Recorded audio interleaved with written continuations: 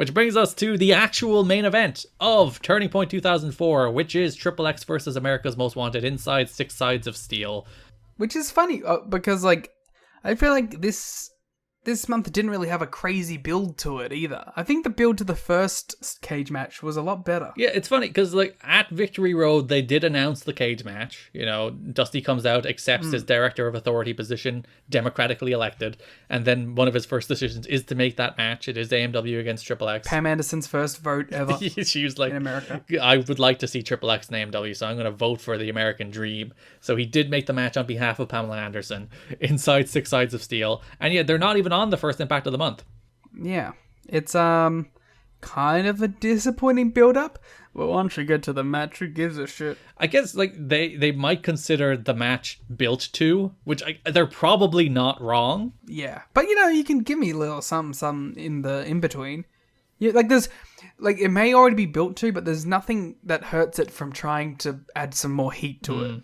So November 19th Impact, franchise has Triple X backstage. They've set up a cage in the parking lot. It kind of looks like a dog, like one of those dog cages that you'll get to put in your yard when they're like a puppy and they can't be like out in the yard by themselves. I was trying to think, it must be pretty hard to set up a 6-sided cage like that. I'm sure they have enough stagehands. Because like when you're attaching it to the ring, you at least have the frame of the ring to tie it to. Whereas I was thinking like when you set up like the first side of it, you have to hold it in place while you set up the next few sides until it can balance itself. Yeah, with a 4-sided cage, you can probably do it all at once. Do you think they attach them all like on the ground laying down and then they just put it all up at once and attach the one link between the last two? That would be very elaborate. I don't think it would be. You just attach them all side by side on the ground and then you pick them up and you move them into the shape.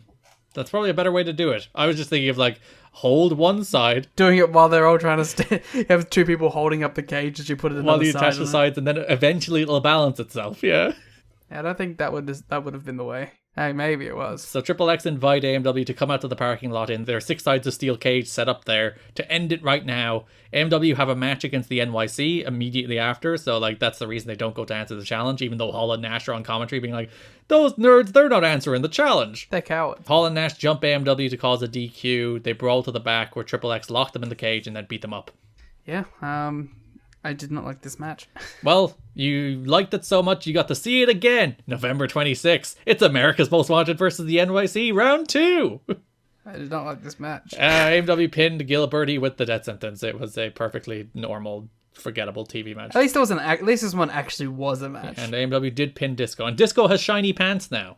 Yeah, sure does. And does not have the body of a Disco Inferno of a year ago. Yeah, he is no longer jacked. He was jacked when he got that title shot, which was, I assume, how he earned the title shot, by being jacked. Well, that's what we even mentioned at the time. The dude looked like $1 million. But now he is a man who knows he's a mid-card act and has a body accordingly. Yeah. Hey, they went from they got to a hot 2 out of 5 rating on this match, and the match before I gave a useless out of 5. So December 3rd, all there was an AMW go-home promo.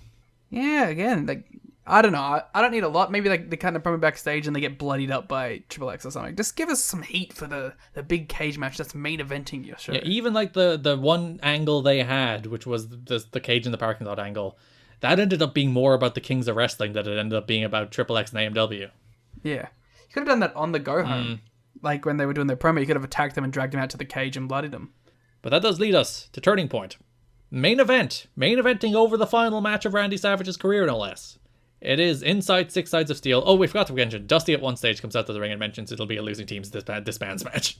That happened somewhere this month too. It's a little known fact. Yeah, so losing team must disband. It's America's Most Wanted versus Triple X. The defining tag team rivalry of TNA history. The rivalry that began as a part of tradition versus sex has all the way built to the main event of their second monthly pay-per-view as the two best teams in TNA history try to top the cage match they had in the middle of 2003. Listen, I think AMW is perfectly accepting in that role of one of the best, if not the best, tag team in company history. I don't think Triple X is. All right, if you were to say the second best team in TNA history is X, who do you say? Motor City Machine Guns. No, I mean at this point, not ever. Oh, yeah, okay. I thought you were like saying all of TNA history. No, Triple X wouldn't make top 10. Well, they'd probably make top 10. You said it in a very affirmative way, and I was like, I don't agree with that. I can agree with AMW in that role. Honestly, I think I've been kind of down on Triple X in general throughout this. Like, I think the build when they first came in was good. I think the build to the first steel cage match was really good. But ever since then, I haven't really enjoyed Triple X very much. Because they were basically gone after the cage match. Like, that wasn't a losing team disbands, but they were basically gone. The sex angle went away. Daniels and Skipper went to do Japan stuff, and then Daniels had a little singles run. Skipper came back and had a little singles run. And then they came back together as a babyface tag team. And I didn't like that at all. And I haven't enjoyed any of that up until the first match that they had at Victory Road. Obviously, that's kind of thrown out because, you know, everyone died. But I didn't really like the build up to that. I didn't like that match, obviously. I didn't like this month because nothing really much happened with them. So I think overall, I'm kind of not super into Triple X. So even here, as much as I was in December of 2004, would you not even give them the second best team in TNA history ranking? I probably would, yes. This is my summary of Triple X up until this point, though. I just don't think there's a lot of competition either. Like maybe AJ and Jerry Lynn, which they had like 3 matches together. AJ and D'Lo. Yeah, you'd have AJ, D'Lo. You'd have the Naturals. You'd have the New Church. Honestly, I might put the New Church. I think I might put the New Church too. Might have Diamond and Swinger, but they only really had good matches with AMW. So I was gonna say, yeah, I think it might be the New Church. Might be the second best team in TNA history to this point. It might even be Julio and Punk. It's not Julio and Punk. I probably put New Church above them. Julio and Punk didn't have a single match better than 3 stars. Don't you retcon them into being a good tag team. No. Okay, what if I say Julio and Alexis? Yes, they had that Clockwork Orange match against Jeff Jarrett. It was a dream match. Which was great, so... Don't you retcon. I will not accept you retconning Julio and Punk into being a good team in this company when all they ever did was have 5-minute matches that weren't very good. Alexis. Stop yelling at me. Yeah, so honestly, yeah, I think I would put New Church above Triple X so far. But that being said, I'm going to probably just pass it over to you because this is your match. They obviously came together here and had another incredible, crazy match. I like the first one more, but maybe I'm just a hipster nerd. Because, Garrett, you think this is the best ever. Yeah, let's start where we should start, which is Elix Skipper's cage walk. I mean, what if he could have just died? He could have died. Again, I say this every time I talk about this match, but if you've never seen this spot, go watch it. Then you mustn't be following Garrett on Twitter. I post it like twice a week. But if you've never seen a TNA steel cage, it's not the WWE steel cage where you think, oh, walking the top of a cage, that's fine. Same with the AEW cage. They have those big thrusters at the top that are very easy to get your balance on and very easy to walk on. By the way, they probably should have, and it's good that they do have them. But they'll never have a moment as cool as Elix Skipper walking across a fucking 1-inch thick piece of metal. Yeah, so TNA's cages are like 1 inch, maybe 2 inches wide tops. And Elix Skipper does his rope walk spot. He calls it New School, rope walk Hurricanrana. And at least like 20% of the time he falls when he does that on the ropes. Never mind anything else. So in this match, you have Daniels and Chris Harris brawling on one side of the cage. Harris is sitting on top of the cage while he's occupied with Daniels. Skipper happens to be standing on the other side, like a cage length apart, one of the cage sides apart. Skipper walks that 1 to 2 inch steel cage and Hurricanranas Chris Harris off of it in what is, I think, if you were to list the best high spots in wrestling history, never mind TNA, it's right up there. It might even be the best. It's definitely like top 3. It's crazy. And also, I don't think like Chris Harris gets enough credit for taking that damn bump as well. Yeah, that man takes a flip bump off a cage and gets absolutely no credit for it. And also, like, it's not even like... It obviously is the craziest thing that happens in that match, but there's a bunch of other wacky, insane bullshit in that match too. Like, the top rope powerbomb. Yeah, James Storm just power bombs, or was it Harris? Skipper gets power bombed off the cage anyway. Yeah, it's fucking crazy. They do so much crazy shit in this. I think this is definitely more of the high spots match than the last one. And the last one was more of like a classic Southern style brawl with lots of blood, you know? Yeah, even like Daniels, immediately after Skipper does the cage walk, Daniels drops an elbow off a cage. Nobody remembers it. No. Because, like, how do you top that, you know? The only way Daniels tops that is if he does the PME off of it. That would be the best moonsault ever, to be fair. Yeah. So, just insane, crazy shit. But it's not enough to win it for Triple X. Yeah, people would have a problem with that. It's like, oh, it wasn't the finish. It's like, oh, who cares? Shut up. Go away, you nerds. But also, those people didn't watch any of the build-up, or, they don't really know anything in the lead-up to this. Those people just saw that spot and go, oh, it wasn't the finish. Also, like, the crane cam TNA uses, which is, like, a very TNA thing, but it creates, the perfect shot for that skipper cage walk, where it's not like shooting from the floor up, even if that would probably look pretty cool in its own right, but or shooting through a cage. It literally has you, like, from Skipper's perspective, almost looking over his shoulder as he, like, takes a few, like, tentative steps and then takes a few much quicker steps to do the ran off the cage. It's insane. It's the coolest moment in TNA history, maybe. It's one of the coolest moments in wrestling history. As I said, if you were to list the top high spots in wrestling history, it would be very, very, very high on that list, with such a small margin for error, because if he falls, he looks like the biggest fool on earth and also probably dies. It's like that Foley falling through the Hell in a Cell. Yeah, and if he falls like either onto the guardrail or into the crowd, or if he falls the other way, he just collapses into the ring. There's no, there's like a 5% success rate on that, and he just managed to hit it. And we were mentioning on the watch along, TNAchat.com, patreon.com/kiddingme, where it's like, he's the only one in this match that doesn't bleed. The rest bleed buckets. And there's probably a good reason. If he's going to walk that steel cage, it's like, I probably don't want any blood loss as I walk that steel cage. We also thought, maybe he's just not a blood guy, because we don't think he bled in the other steel cage. Yeah, he didn't bleed in the first one either. I think he was the only one who didn't bleed in that one either. So he's just like, no thank you to the blood. Which, honestly, I'm a very pro-blood and wrestling guy. I think blood rocks. But I also fully respect anyone who's like, yes, I would not like to cut my forehead. Thank you very much.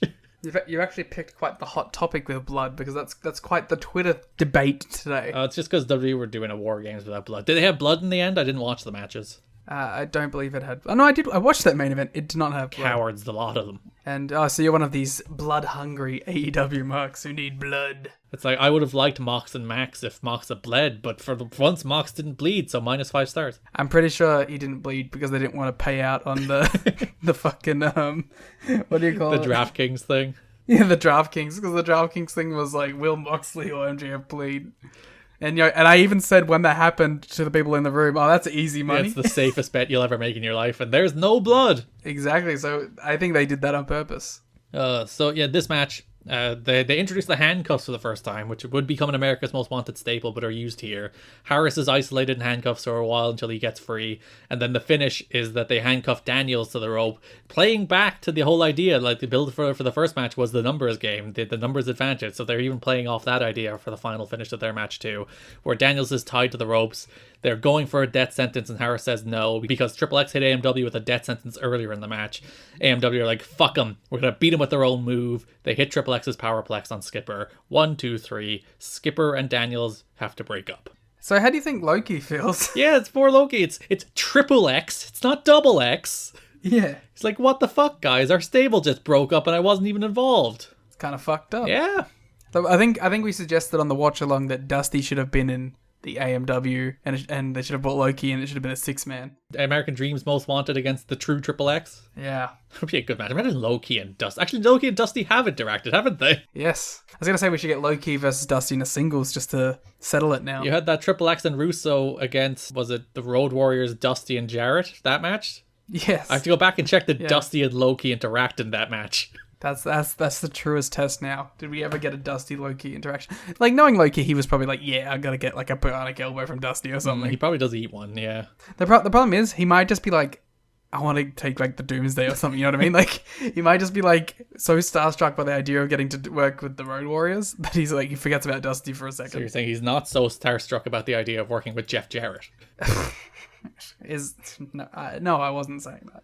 I think this match is like the bar for like ending blood feuds, because you can argue about how they built to it or how your love of Triple X heading in, but when you say losing team disbands steel cage, this is what you should get. You should get two teams bitterly and bloodily fighting to stay alive as tag teams in every way that these two teams do, with some of the most insane moves you will ever see in the history of pro wrestling. Again, and when like a power bomb off a cage and an elbow drop off a cage, and we didn't even mention the Tower of Doom where Daniels nearly died.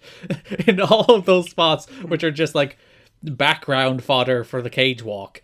That's the bar. That's what you should do when your teams are on the line inside a steel cage. I was also going to say, like, I think that the complaint about the cage walk not being the finish is stupid because it's losing team disbands. It's every ounce of your being to kick out of these big spots.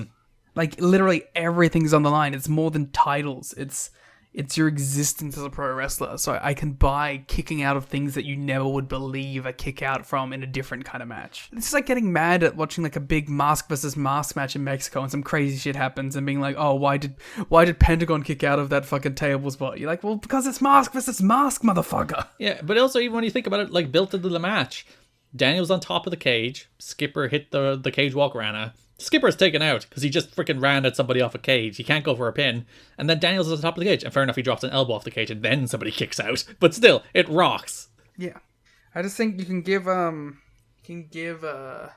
leniency in these kind of matches because it's meant to be these big emotional epics where you're kicking out of everything. Yeah, because this is like the defining feud of TNA. Like TNA in general, not just tag teams. This is probably like the TNA feud for the space of the last 18 months. And they're doing a losing team disbands match finally. And yeah, go wild. Do everything you can. For sure. The locker room gave Chris Harris, James Storm, Christopher Daniels, and Eli Skipper a standing ovation when they returned to the locker room following their cage match. James is off crying and jacking off in a corner. He lost the tag titles earlier tonight, but we'll talk about that in a second. So, not only did he lose the belts, but AMW have outstaged him once again. Fucking what a loser. Observers, Daniels was in tears once he got backstage. Observers believe his reaction were to the fact that he and Skipper will no longer be teaming, as much as they were to the reaction the main event received. Aww. Because like Daniels and Skipper were like, I love Elix Skipper, but like he's not a great pro wrestler. You know, he's a high spots guy. Which is the reason like the Triple X team worked so well, in that you have Daniels, who is a great pro wrestler and can paper over the cracks in Skipper's game to form a team that is better than the sum of their parts and can have a match like this. But we will get some Skipper singles stuff, so you can look forward to that, I guess. And also Daniels Skipper stuff. You can look forward to that. I was going to say, I think I'm more excited for the Daniel stuff, but hey, we'll get to it.